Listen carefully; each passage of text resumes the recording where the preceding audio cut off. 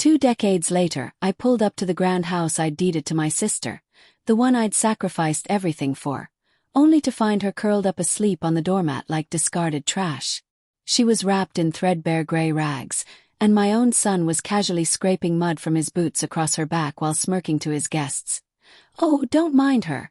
That's just our eccentric housekeeper." I didn't yell. I didn't charge forward. I simply stepped into the light, and the entire room went dead silent. But before we dive into the dark secrets buried in this historic southern mansion and uncover exactly how everything went so wrong, do me a small favor. Get comfortable. And lean in close. This is the tale of how Evelyn Montgomery rose from the grave. The taxi driver, a weary young guy, glanced at me in his mirror with doubt in his eyes. "You sure this is the right spot, ma'am?" he asked, easing to a stop beside the towering wrought iron gates. "Place screams old money. And you, well, no offense, are they actually expecting you?" I didn't take it personally. I was dressed in a plain gray coat picked up cheap at a second-hand shop, and my battered boots had trudged through far more North Dakota oilfield frost than Georgia red clay. Those were my 20 years up north. 20 brutal years I'd clawed from my own life so my family down here in the gentle southern warmth would never go without. My face was etched deep by wind and weather, skin like aged leather, hair pure silver without a trace of its former color. To him, I was just some confused, elderly woman at the wrong address. "Yes, this is it, young man," I replied, my voice gravelly from days of quiet travel. I handed over the fare plus a crisp $50 tip that made his eyebrows shoot up, then stepped out onto the crunching gravel path. The air hit different, sweet and heavy, laced with wet leaves and faint chimney smoke. To lungs used to the razor-sharp cold of the Bakken oil fields, it felt almost too rich, like breathing molasses. The Montgomery plantation, my gift, my atonement, loomed at the end of the drive, massive and timeless, built from heart pine with intricate Victorian trim that resembled delicate frosting. I recalled it empty and silent when I'd bought it 20 years back. Now the ground floor windows blazed with warm light, and from the gates I could already hear laughter and the cheerful clink of crystal. A gathering was in full swing. I hadn't called ahead. I wanted the raw truth of their reactions when I appeared. In my mind, I'd replayed it 1,000 times. My little sister Lila throwing aside her needlework, rushing to wrap me in a tearful hug, her warm cheek against mine. My son Garrett, all grown up, would take my hands gently and say, "Mama, you're home at last. Time to rest now." Gravel crunched under my boots as I walked those last yards of my long exile. I carried just one small satchel. The fortune I'd built, millions enough to own half this town, was safely banked, some accounts they knew about, others still hidden. I wasn't returning as the Iron Magnolia the Roughnecks up north had nicknamed me. I was coming back simply as Mama, as Evelyn. The front door stood wide open, autumn air mingling with the warmth inside. Pulsing modern music, completely wrong for these antique walls, spilled out. I climbed the wide porch steps, heart steady as stone. I trained it that way. Panic in a rig collapse could kill everyone. I crossed into the foyer, bathed in the glow of massive chandeliers. Dark walnut panels lined the walls, adorned with ancestral portraits I'd strictly forbidden selling. Guests filled the grand hall, men in tailored suits, women dripping diamonds in silk gowns. Expensive cologne mixed with roasted meats and something sour underneath. Pretense. Nobody noticed the quiet figure in the doorway. I lingered in the shadows, small and gray against their glittering world. Then my eyes dropped to the floor near the entrance. Beside the usual shoe trays lay a shapeless bundle that reeked of neglect. At first I thought it was an old pet bed, but it shifted. A frail foot emerged from the filthy cloth, then a face framed by tangled silver hair. That familiar profile, the gentle curve of nose, the proud forehead. It was Lila, my precious little sister, the lady I'd left in charge of this home. She was sprawled on the rough doormat in what looked like a grimy old bedsheet turned dress. A chill gripped me, not heartbreak but the deep, warning cold before a Dakota blizzard. Then a tall man strode in from the garden, laughing heartily, wine glass in hand. Burgundy velvet jacket. Tall boots thick with garden mud. My son Garrett. He headed straight for her. I waited for him to notice, to help her up, to be horrified. Instead, he planted one muddy boot squarely between her shoulder blades and ground it in, scraping off chunks of earth onto her rags. Lila barely stirred, only letting out a faint, broken whimper of submission. A woman with champagne tittered. "Garrett, careful. You'll ruin the carpet." He chuckled, rich and smug. "Ignore it, folks," he called out, cleaning the other boot on her shoulder. "Just our quirky live-in help. She insists on sleeping there like a loyal old dog. We keep her around out of the goodness of our hearts. Family obligation, you know." Uneasy laughter rippled through the crowd. In that instant, the devoted mother I'd been for 20 years, the one wiring money, cherishing baby pictures, died inside me. In her place rose the woman the oil workers feared most, the iron magnolia. I didn't shout. I didn't lunge. Drama is for the powerless. I merely stepped forward, one calm, deliberate step into the light. Conversation faltered, then died. Those nearest the door went quiet first. They didn't see a frail old woman. They saw my eyes, the same unyielding stare that had faced down collapsing rigs and dishonest crews. Silence flooded the hall like freezing water. Garrett sensed it, turned slowly. His arrogant grin wavered. But someone else reacted first. In the center stood a silver-haired man in a crisp suit, glass of brandy in hand. Judge Harlan Whitaker, the influential district judge whose career I'd once quietly rescued, the only soul here who truly knew me. His face drained of color. The glass slipped, shattering loudly on the hardwood. Brandy splashed trousers, but nobody flinched. The judge, feared by the whole county, bowed deeply, almost reverently. "Evelyn Montgomery," he breathed into the stunned hush. We were told you were gone." Every eye turned to me. I stood still, gaze locked on my son. Fear flashed across his face, quickly masked by cunning. He forced a booming laugh, pointing dramatically. "Look, everyone. My mother really has returned, but sadly, just as the doctors feared. She's not all there anymore. Same as that poor woman on the floor." He seized my arm hard enough to bruise through the coat. "Pay no mind to her muttering," he barked to the room, dragging me forward. "She doesn't even know where she is."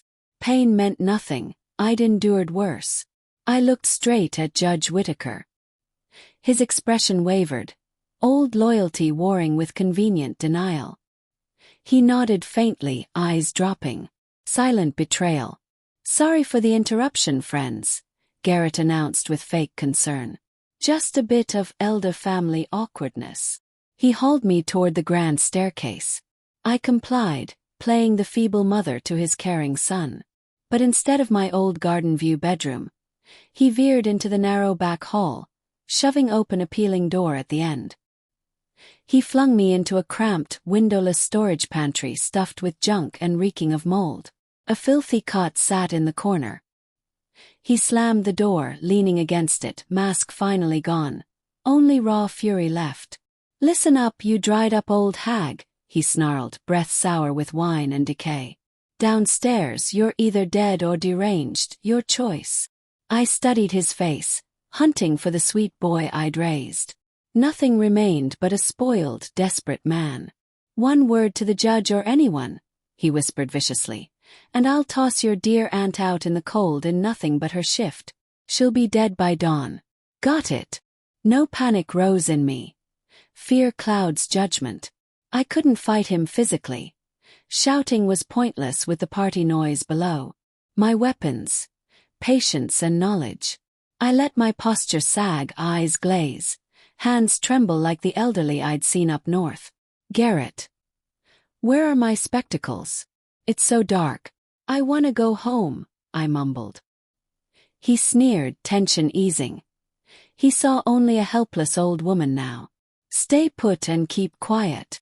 The lock clicked. Alone in the dark, I didn't rest. I listened until the music faded. Cars left. The house slept. Then, with the hairpin I always carried, I picked the simple old lock in seconds. Skills learned fixing equipment in blizzards. Crept downstairs. The foyer was chilly. No blanket covered Lila on her mat. I knelt, draped my coat over her, sat beside her on the hard floor, holding her cold, calloused hand. "I'm here, Lila," I whispered. "I'm finally here." "Lila," I whispered into the shadows. "I'm back now." Sleep never came that night. I stayed vigil over her like a watchman at a dangerous rig entrance. Memories flooded in from the north, the biting cold that splintered metal like glass. But this mansion felt even colder. The chill here wasn't from wind or snow. It seeped from cruel hearts. Yet I'd learned long ago how to break through ice. Apply the right pressure in the right spot. Morning crept in with dull, overcast light. The first to appear was a young maid carrying a mop bucket. She wasn't anyone I knew. Spotting us, she let out a sharp gasp and dropped her cleaning cloth. "Lord have mercy," she muttered under her breath. Right behind her came an older woman, the head housekeeper. I knew her instantly. Martha, who'd been here when I left. Once a bright-eyed young thing with rosy cheeks. Now her face carried deep lines and eyes shadowed by constant worry. She stopped dead, staring. There I sat on the mat in my plain dress beside the mad woman. I raised my head and met her gaze with the same commanding look I'd used 20 years ago. When running the household. No hello, no small talk. I simply lifted my chin a fraction and nodded toward the little side table in the corner with my eyes. "There," I said softly but with steel underneath. "No room for debate." The young maid smirked, ready to mock the crazies getting served tea. But Martha grabbed her arm hard and yanked her back. Martha's face had gone ashen. She remembered that voice all too well. "Yes, ma'am, right away, Mrs. Montgomery," she murmured, the respect rooted deep, not born from fear of Garrett but from years gone by. 5 minutes later she returned carrying a silver tray. Fine china teapot, 2 cups, and 2 bowls of hot oatmeal steaming invitingly. Martha knelt carefully to set it down on the floor before us. Her hand shook noticeably. She placed my teacup first. The saucer rattled faintly. Our eyes locked, hers pleading silently. She darted a nervous glance up the stairs, checking for footsteps. "Enjoy your breakfast, ladies," she announced a bit too loudly, as if speaking to hidden ears. "Oatmeal's nice and fresh, plenty of butter." But as she pulled back, her fingers brushed my wrist, slipping a folded scrap of paper under the base of my cup. She rose quickly and hustled back to the kitchen, dragging the wide-eyed young maid with her. I waited until the hall was quiet again. Lila began stirring beneath my coat, slowly waking. I lifted the cup. There it was, a torn sheet from a notepad. I opened it carefully. The writing was rushed and uneven. "Don't touch the oatmeal. They're mixing in powder. Makes your head cloudy, body heavy. Stick to plain tap water only." I looked slowly at the innocent-smelling bowls. That warm buttery scent now carried the whiff of danger. Lila reached out groggily for hers, eyes still foggy. I gently stopped her hand. "Not today, sweetheart," I said. "We're fine without." The battle lines were drawn, and the opening move had come from the kitchen. Quietly, I tipped both bowls into the soil of the big ficus planter by the door. The dirt soaked up the tainted mush like it was starving. Lila watched me with puzzled, childlike confusion but said nothing. Years of forced compliance had trained her well. "Mama, what's all this nonsense in my foyer?" Garrett's voice thundered down the staircase. He strode down buttoning his crisp shirt cuffs. His wife Presley trailing behind in a pale pink silk robe, face twisted in revulsion. "Camping out on the floor like strays," she sneered, stepping wide around us as if we carried plague. "Garrett, I told you, send her to an institution already. She's scaring the help." "Hush, love," he said, pecking her cheek while shooting me an icy glare. "Mother's just quirky in her old age. It happens." They headed into the dining room.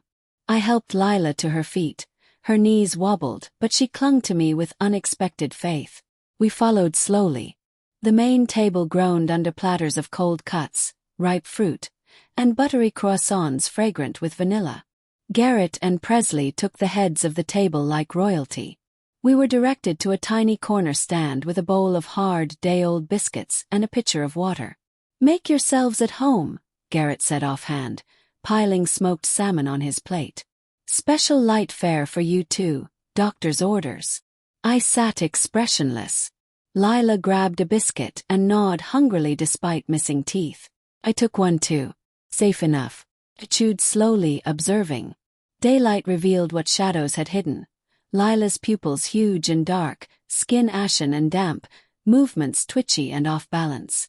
This wasn't insanity. It was poison, slow and deliberate. Suddenly Lila froze mid-bite, staring at the old hunting tapestry on the wall. Her lips barely moved. "The little engine that could," she breathed, so soft it was almost nothing. Garrett burst out laughing over his coffee. "Hear that, Presley? Same silly babble, she's been at it for years. Stuck at toddler level. But I knew better. We'd grown up whispering that story to each other when keeping secrets from Mama and Daddy, puffing along saying, 'I think I can, I think I can.'" Then Lila's voice shifted. Flat, mechanical. "Second shelf up from the floor. Third book in. Green cover. Page 500. She stopped abruptly and resumed chewing like nothing happened. Garrett missed it completely, too wrapped up in himself. He stood, dabbed his mouth, and approached me reeking of costly aftershave that couldn't mask the sharp tang of his nervousness. "Mama," he said, turning my title into something sour. "We've got no time to waste. Day after tomorrow is the big Founders Gala right here. An investor flying in from New York. Everything has to be flawless." He slapped a thick folder on the table. "Just routine paperwork. Gives us authority for your care and what's left of your funds. You wouldn't want Presley and me struggling to cover your treatments, would you? Sign right there." I scanned it, dense legal jargon, but the intent was crystal. Not guardianship, but total surrender of everything. He slid over a heavy gold pen. "Let's get it done. I'm busy." Took it. The same hand that had inked multimillion-dollar deals up north now trembled. I played it up, gripping harder. "Can't quite see the line," I muttered, hunching closer. "An X will do." He snapped, patience gone. I hovered the tip over the signature spot, then spasmed. Ink exploded across the page in a massive blot, swallowing the text. In feigned panic, I dragged my palm through it, smearing the whole document into an inky mess. "Oh no," I whimpered, acting horrified. "I'm so sorry, son. My hands just won't behave anymore." Garrett's face went beet red, neck veins popping. "You stupid old bat," he bellowed, seizing my shoulders and shaking hard. "Do you have any idea what that cost me? You destroyed it." Presley leapt up, chair clattering. "Garrett, stop. She doesn't even know what she's done. You'll finish her off early. And we need her breathing until after the signing at least." He shoved me back against the table edge, chest heaving, fists balled tight. "Clear this mess away," he barked at the staff, jabbing a finger at the destroyed paper. "I'll have another printed. But if you so much as flinch next time, you old hag, I'll bind your wrists and force the pen myself." He barreled out of the dining room, slamming the door hard enough to make the glassware dance on the buffet. Presley scrambled after him, heels clacking sharply. The servants swarmed in to clean up. I kept my head bowed, playing the ashamed, frightened elder. Martha approached to gather the ruined page. "I'll dispose of it myself," I murmured, swiftly palming the sodden, inky ball before she could touch it. I want to make it right." She gave me a sorrowful look but said nothing. Once the room emptied, I carefully unfolded the sheet in my lap. The ink had set, yet the words still showed through the streaks. I zeroed in on what Garrett had tried to bury behind medical authority. Outright deed of gift, real estate, full parcel, immediate irrevocable transfer. And buried in the tiniest print at the bottom, a clause that turned my blood to ice. Donor affirms full mental capacity and forfeits all residency rights within 24 hours of execution. This wasn't theft. It was eviction with a side of exposure. One signature, and Lila and I would be legally homeless, cast out for good. I folded it neatly and slipped it into the hidden pocket of my worn dress. Evidence in hand. But evidence of greed alone wouldn't sway a judge. I needed motive. Why the frantic hurry when fresh money had just walked through the door? My eyes drifted to Lila, rocking gently, murmuring once more. Third book. Green cover. Page 500. The library. That's where the truth waited. I bided my time until Garrett's car growled away down the drive. Off to town, no doubt to rush new forms. Presley barricaded herself in her dressing room, primping for the gala. The house settled into tense quiet. Martha, I said low as she passed. Keep Lila close.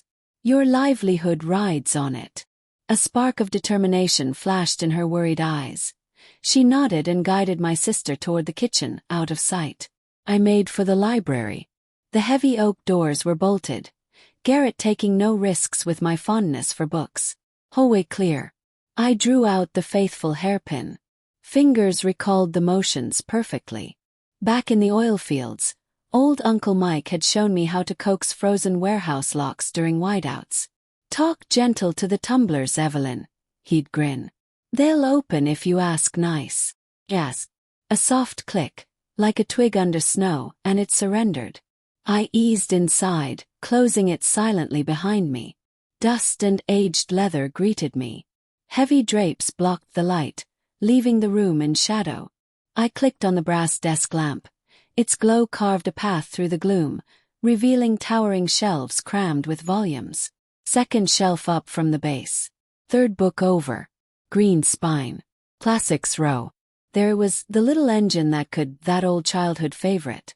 Fitting twist. I slid it free, far too light for its size. Inside, pages hollowed out in a perfect cavity. No jewels or cash. Just a plain spiral notebook.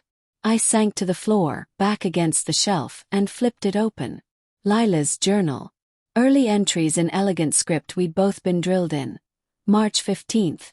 Garrett pawned Mama's silver service. Claimed an accident, but I found the ticket. Tried mailing Evelyn. He tore the letter away, said not to bother her with nonsense. Pages turned, handwriting grew wilder. September 10th. Dr. Harlan visited, injected vitamins. Slept 48 hours straight. Woke to find the seaside painting missing. Garrett insists I gifted it away. I don't recall. Terrified. December 2nd, new tablets now. Words slip away. Can't remember the cat's name. Evelyn, where are you? Why no letters? Garrett claims you're gone forever, but I know better. I sense you're alive. Final notes in shaky pencil scrawl. Funds dried up. He lost it all gambling. Everything you wired, gone. Plantation heavily mortgaged. Developers circling to raise it for a megastore. Our orchard, our heritage, bulldozed. Hid the papers. Unsafe. The last line trailed off. I shut the book. Hands like ice, but fury burned hot within. Garrett wasn't merely heartless. He was broke.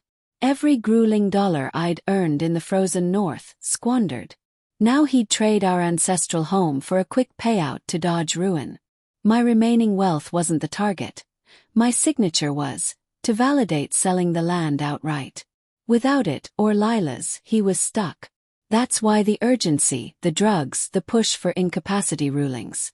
Sudden footsteps echoed, heavy, hurried voices too. Pull spike. I darted behind the thick curtain.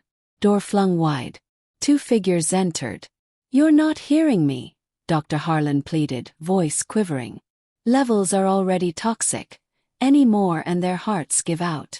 Hearts are irrelevant, Garrett growled.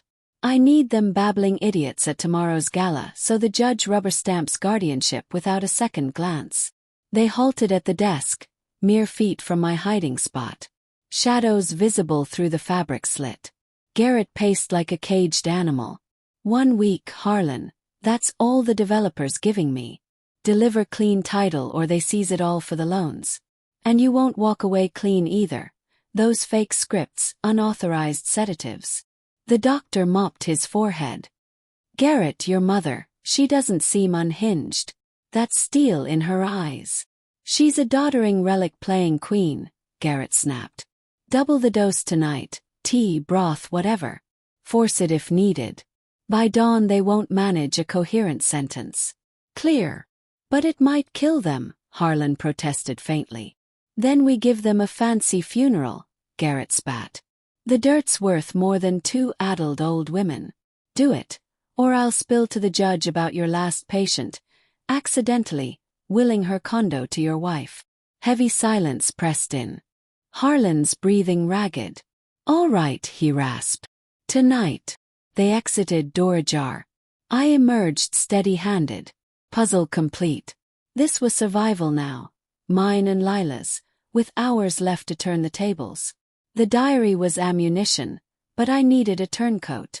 Garrett had handed me the key. Prior patient, condo, wife. I secreted the notebook against my skin and ghosted into the hall. Time to flip the predator. Minutes only before Harlan reached the kitchen with his lethal brew. I took the servant's passage, knew every shortcut in my own house, and cut him off near the rear door. He shuffled along, gripping his medical bag like lead weight. Seeing me, he recoiled against the wall. Mrs. Montgomery, you ought to be resting, he stuttered. I closed the distance, trapping him. No audience here, just us and raw truth. Resting, doctor. My tone low edged sharp. So I never wake, or wake mindless, easy to discard. 00:33:30. He blanched, sweat beading. This is treatment for your benefit. Enough, I sliced in. I overheard the library talk. Double dose. Your dead patient's condo deeded to your wife. His eyes bulged, mouth working soundlessly. But one thing you don't know, I pressed, staring him down.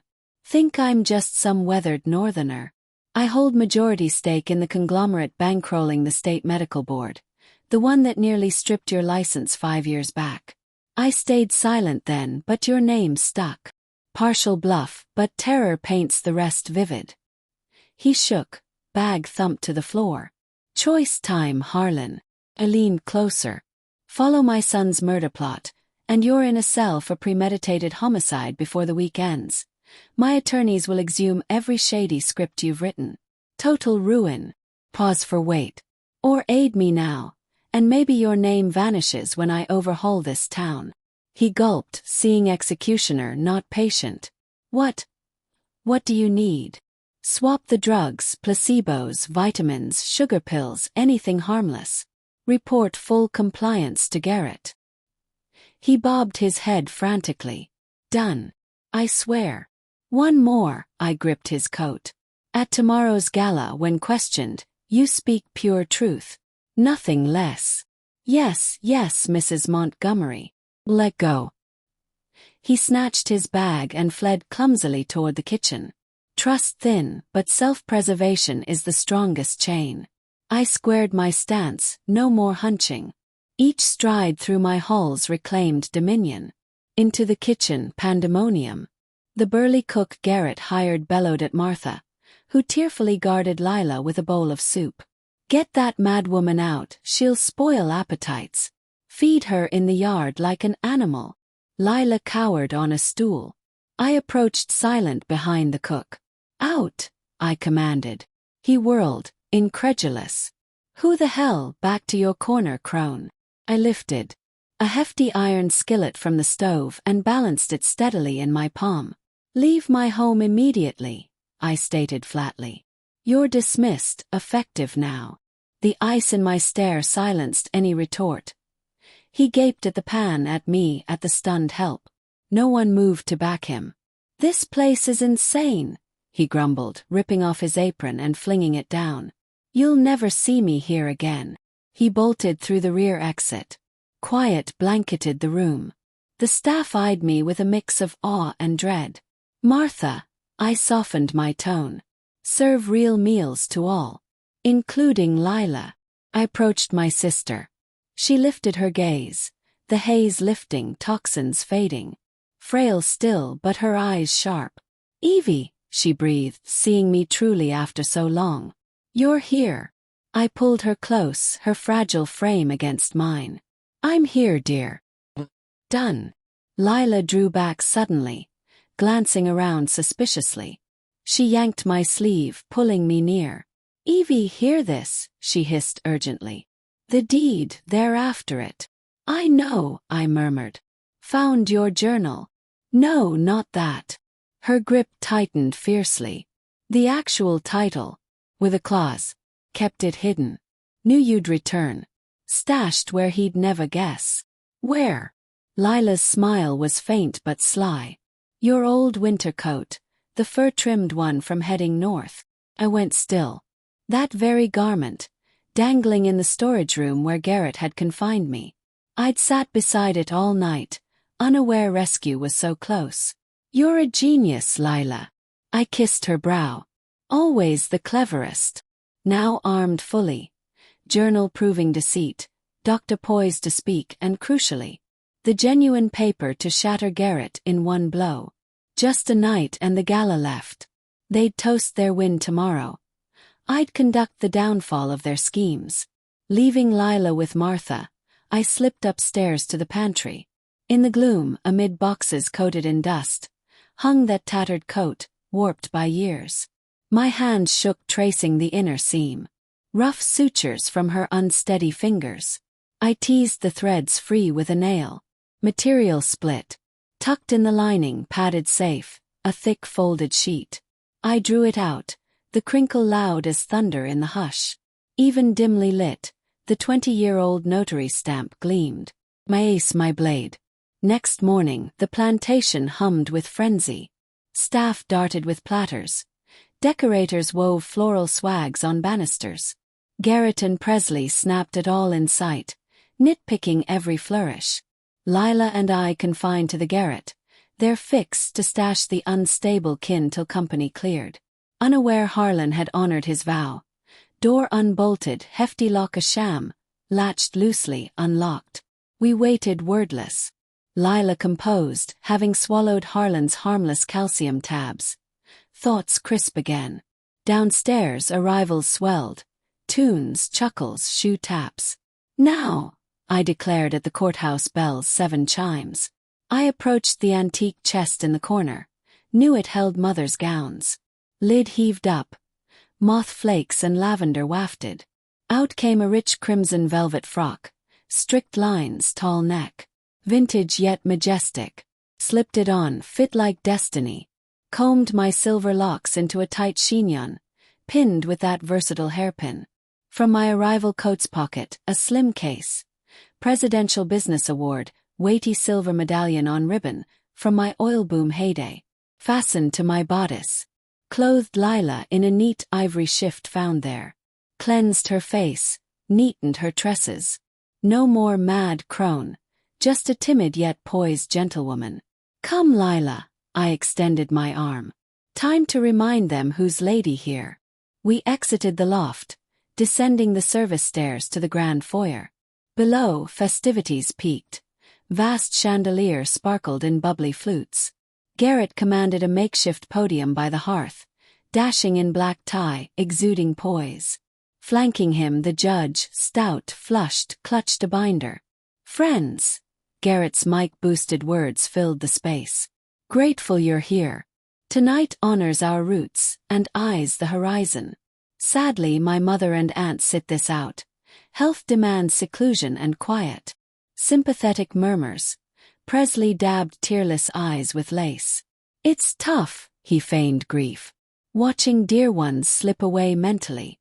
But as dutiful kin, I'll shoulder their care, and our heritage's stewardship. Your Honor," pivoting to the judge.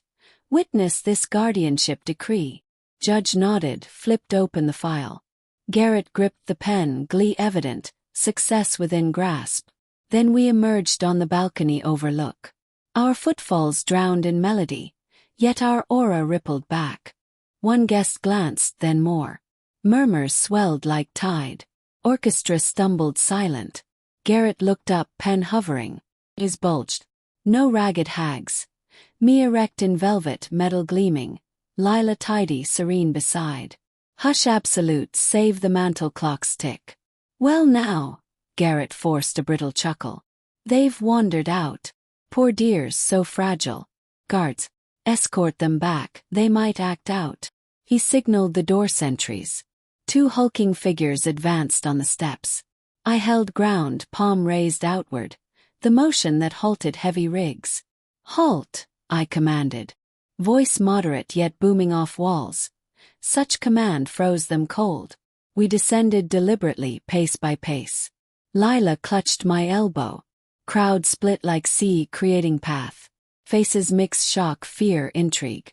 I caught Judge Whitaker's stare, front row ghostly pale. We mounted the platform. Garrett retreated like facing specter. Mama, he snarled low, mic amplifying it hull wide. What game is this? Return upstairs. I plucked the microphone from his damp grip. We didn't flee confinement, Garrett. I addressed the sea of witnesses squarely. We broke free of your lies. Pivoting to the judge. Gaping, pen poised over my incapacity writ. Your Honor, I articulated crisp. I, Evelyn Montgomery, sound of mind, stand to declare crimes. Collective inhale. Presley yelped, hand to chest. Theft, I pressed on, eyes boring into my son. Falsification. And false imprisonment attempts. Garrett flushed scarlet. Facade crumbled. She's raving, he howled, lunging for the mic. I evaded. Obvious delusions.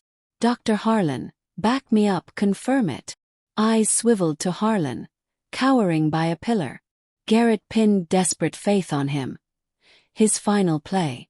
Harlan edged forward, trembling, glancing between us. Terror evident, but mine outweighed. The files. His voice quavered, then steadied. Court-submitted medicals. Fabricated. Garrett stiffened. What? He screeched. Penned per Garrett Montgomery's orders. Harlan boomed, eyes down. Coerced. Evelyn and Lila Montgomery are sane. Symptoms drug-induced, forced by their kin. Blast, hall erupted in buzz. Shouts rang. Judge banged the binder shut thunderously. Garrett isolated on stage, exposed raw. Empire crumbling. He fell back on instinct, brute force. Bellowing like trapped beast, no guile left, just feral rage. He charged, claws out for my neck. Not mere hit. He aimed to end me, smother the truth, shattering his charade. Quiet. Drop dead, you witch, he raged, vaulting down. I stood firm. North taut, facing landslides head-on, no flight. Gripped Lila tighter, she shrieked, shielding me. But impact never landed. A tailored gray form interposed. Judge Harlan. Whitaker, the judge who'd looked away the day before, now planted himself solid as granite. He caught Garrett's wrist mid-swing, grip precise and unbreakable. Not another inch, he murmured, voice slicing clean through the chaos. Garrett twisted wildly, but the elder's hold was vice-tight. Release me. She's fabricating it all, she's lost her mind. Garrett raged. Enough, Whitaker snapped, thrusting him backward. Garrett stumbled, dropping to his knees before the judge's polished shoes. Raise a finger against the woman who put this town on the map, and you'll rot before trial. Count on me for that. Chaos ignited. Guards, sensing the shift, swarmed Garrett, pinning his arms. He thrashed and cursed, but cuffs clicked fast. Across the floor, Presley saw the end coming and edged toward the staff door. Oversized purse jingling suspiciously with heirloom silver. Heading somewhere, ma'am. Martha stepped in, unflinching. Behind her lined the cook, maids, groundskeeper. The quiet staff who'd swallowed years of scorn, now staring down their former boss with steady eyes. Presley retreated, bag slipping. Cutlery spilled across the wood like a death knell for her dreams. Claimed the microphone. Silence crashed down. All eyes on the velvet-clad woman with the medal. Hair still perfect after her son's assault. Let him go, I ordered. Guards hesitated, then complied. Garrett rose, brushing pants, faint hope sparking. He figured maternal love would bend. "Mama," he whined, voice syrupy. "I'm sorry. Pressure got to me. We can sort this." I drew the creased legal sheet from my gown, the one sewn in the coat. "Correct, son," I said evenly. "We'll settle it now." Unfolded it, held high for judge and notary. Original title to this plantation, executed 2 decades ago. Tone unyielding. "But you skipped the details, Garrett. 2 occupied squandering funds." Step nearer. State Statute 784. Each syllable deliberate. Gift revocation. Donor may reclaim if recipient threatens donor's life, family member's life, or inflicts bodily harm. Garrett paled ghostly. I went on. Or if recipient's misuse endangers irreplaceable sentimental value of the property. Swept my arm across the room. Guests, portraits, moonlit gardens beyond glass. This is Daddy's legacy. You degraded it, planned to level it for profit. Starved my sister. Sought to brand me incompetent. Struck at me before witnesses. I addressed the cowering notary. "File revocation now." Garrett crumpled genuinely to the floor, legs failing. "Mama, mercy. Where do I go? I'm broke." I gazed down, void inside, no anger, no compassion, only weariness. "You had fortunes. Opportunity. You gambled it for illusions." Nodded to Whitaker. "Arrest them. Charges: fraud, theft, attempted murder." Officers called by a guest filed in. Garrett sagged between them, eyes vacant. Presley trailed, makeup streaking with sobs. Guest stood paralyzed, clap, flee, beg pardon. The tall investor, the gala's VIP, approached sheepishly, hand out. "Evelyn Montgomery." We were misled. My deepest respect. I ignored the hand, sweeping my stare over them all. Yesterday's mockers of the mad woman, sippers of pilfered wine. "Leave," I said soft. He recoiled. "Leave my home," louder. "Party's finished." None protested. They filed out hushed, heads low like scolded pupils. 10 minutes on, the grand hall echoed empty. Only Lila, Martha, Judge Whitaker, and Harlan remained. Doctor slumped, face buried. I neared Harlan. He flinched. "I'm prepared for consequences," he whispered. "You'll practice gratis. City-free clinic, unhoused ward, 5 years. 1 fee taken, 1 patient turned away. Straight to prison." Tears welled, he nodded. "Redemption over bars." Whitaker took my hand. Kissed it gallantly. "Pardon my blindness, Evelyn. I'm a foolish old man." "You righted it, Harlan," I smiled faintly. Grateful. Once alone, Lila and I in the vast space. Confetti and silver glinted on floors, air finally pure. She stood windowside, watching night garden. "All clear, Lila." She turned, face softly glowing. "Yes, Evie." Demons banished. Through doors wide. Crisp night breeze surged, chasing stale scents of wealth and dread. I gathered the filthy old mat, rolled tight, hurled it into dark. No more sleeping rough. New mat tomorrow, and new chapter.